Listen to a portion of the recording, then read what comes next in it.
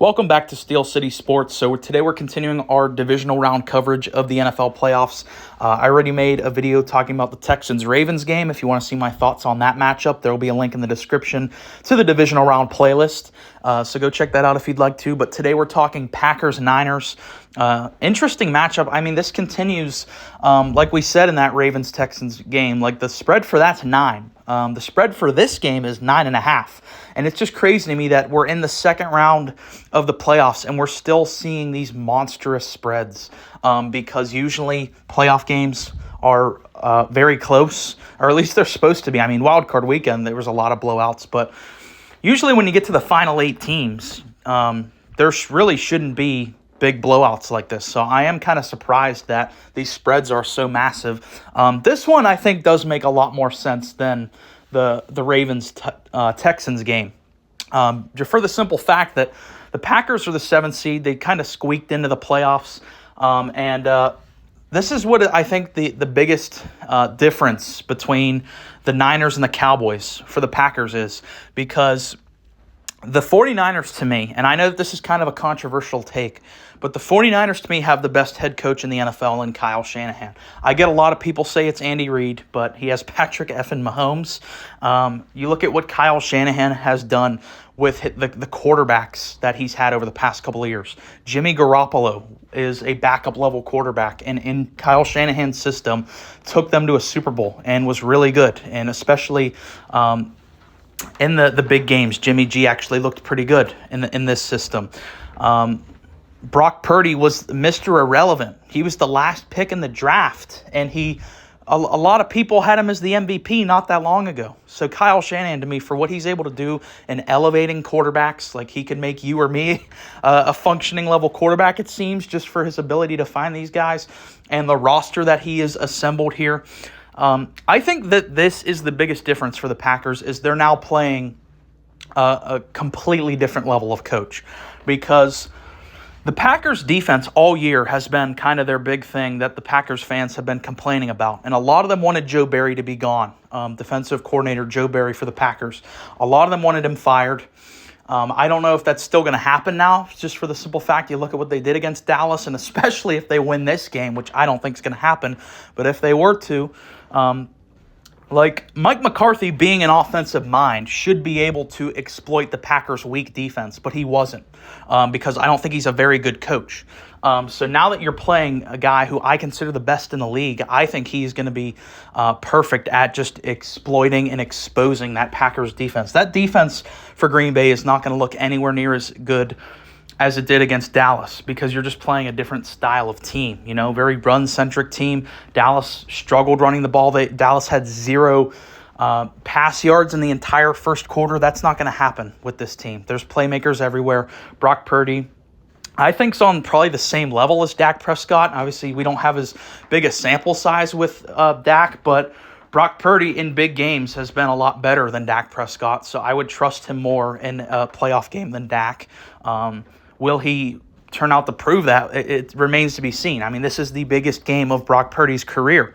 Is he going to live up to it? I don't know, because a lot of people, myself included, were definitely pushing back on his MVP case just for the simple fact that he has a loaded team. So you can't come out here and give a stinker because you have George Kittle on your team. You have Deebo Samuel. You have Brandon Ayuk. You have Christian McCaffrey. You have Trent Williams. It's like you literally have the Avengers on offense, and you're going against the Packers. I didn't look it up, but I know their defense statistically in the regular season was not good. So that's I think, the biggest thing for me for the Niners is they're going to be able to exploit the Packers defense a lot better than Dallas did. And a quick thing about the Niners is, like, if they don't win the Super Bowl this year, I think they're never going to win the Super Bowl with this current rendition of the team, because I don't think that they've ever had a more talented roster in the Shanahan era than the current rendition of the team. And you're not going to be able to keep this team intact for much longer.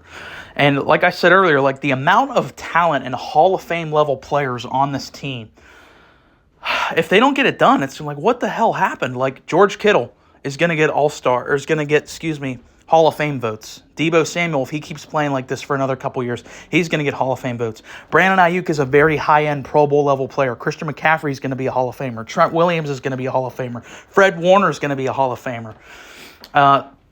So yeah, like you have these many high-end players. You're going to lose them going forward. I don't think Brandon Ayuk is going to be on the Niners next year, because he's going to command over $20 million per year. Where are you finding that cap room on this Niners team where you're already paying all these guys? And eventually down the line, Purdy's going to get paid something. Trent Williams is not getting any younger. He could retire after this season. So this is the year to get it done for the Niners. I think it's an extreme disappointment. It's Super Bowl or bust for the Niners, and I am expecting them to just bludgeon the Packers. Like as much as I've liked to see their run here, as much as I enjoyed seeing them play Dallas, they're playing a completely different beast here with the 49ers. I think just better coached, better roster, better quarterback overall. Just I have a lot more confidence in the San Francisco 49ers than I do with the Dallas Cowboys. I've been telling you guys all year that the Cowboys were fool's gold. The only way the Packers can win this game is their defense is going to have to make big plays like they did against the Cowboys. I don't see that happening. Or Jordan Love just goes insane, which is definitely possible because post-Thanksgiving, Jordan Love has been sensational. But for me, I know like stat-wise, the Niners don't have the best defense in the NFL, but if you're just asking me to pick out of the 8 remaining teams in the NFL, I would say the Niners have the most talented defense in the NFL. So, yeah, it's just a different beast for the Packers. So that's my prediction. I think the Niners are going to win this one. I wouldn't be too surprised by either outcome, whether if it is a more close game just for how good Jordan Love has looked, or if it is really just a blowout. I mean, that is definitely on the table as well. You look at the Niners have, unlike the Cowboys, they've beaten up on the bad and good teams. The Cowboys were only beating up bad teams. The Niners have just like fucking punched everyone in the throat this year. It doesn't matter. Like, look at what the Niners did to the Cowboys in Week 5. God. Look at what they did to the Eagles. Like, back when the Eagles were 10-1, before we knew that they were kind of falling apart, you could point to that Niners game as like this was the start of the downfall for the Eagles, because that seemed like the Eagles never really recovered from that loss against the Niners. So they're a very hard-hitting, physical, smash-mouth team, and I think that they will win this one. You have to let me know in the comments, though. Do you think this game is going to be more close? Because I think probably 90% of us are picking the Niners to win this game. It just comes down to, do you think it's going to be a close, competitive game, or do you just see the Niners coming out and curb stomping the Packers? So let me know in the comments what you think about this game. If you made it this far, appreciate you listening. Please like and subscribe.